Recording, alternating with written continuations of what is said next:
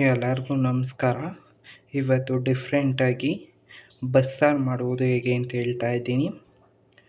ಕಾಯಿ, ಕೊತ್ತಂಬರಿ ಸೊಪ್ಪು, ಹುಣಸೆಹಣ್ಣು, ಬ್ಯಾಡಗಿ ಮೆಣಸಿನ್ಕಾಯಿ ಹಾಗೂ ಟೊಮೊಟೊ, ಜೀರಿಗೆ, ಬೆಳ್ಳುಳ್ಳಿ ಹಾಗೂ ಹಸೆ ಕಾಳನ್ನು ತಗೊಂಡಿದ್ದೀನಿ.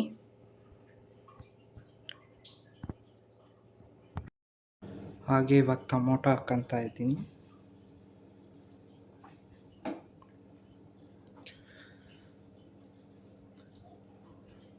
ಹಾಗೆ ಇವಾಗ ಬ್ಯಾಡಗಿ ಮೆಣಸಿನ್ಕಾಯಿ ಹಾಕ್ತಾ ಇದ್ದೀನಿ.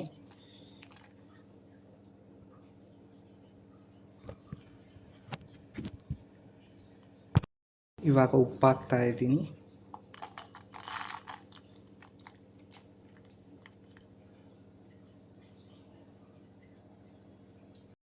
ಇದು ಕುಕ್ಕರ್ ಬಾಯಿ ಮುಚ್ಚಿ ಒಂದು ವಿಸಿಲ್ ಹಾಕಿಸ್ಕೊಳ್ಳೋಣ.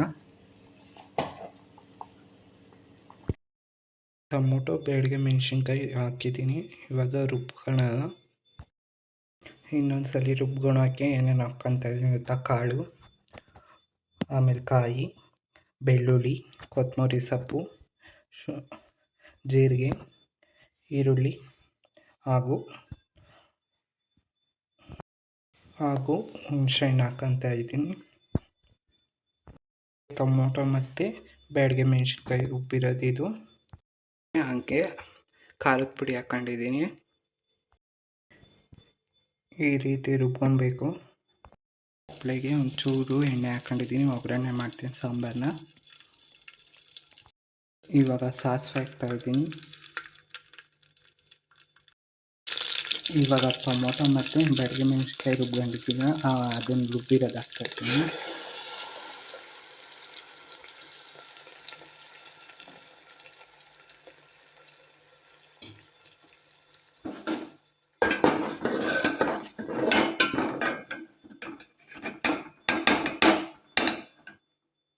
ಇವಾಗ ಇನ್ನೊಂದು ರುಬ್ಕೊಂಡಿರೋದು ಹಾಕ್ತಾಯಿದ್ದೀನಿ.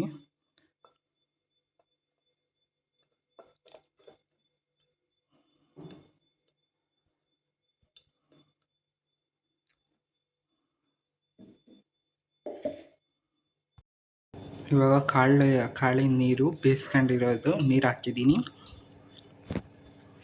ಇದು ಚೆನ್ನಾಗಿ ಬೇಯಿಸ್ಕೊಬೇಕು ಬಸ್ಸಾರನ್ನ.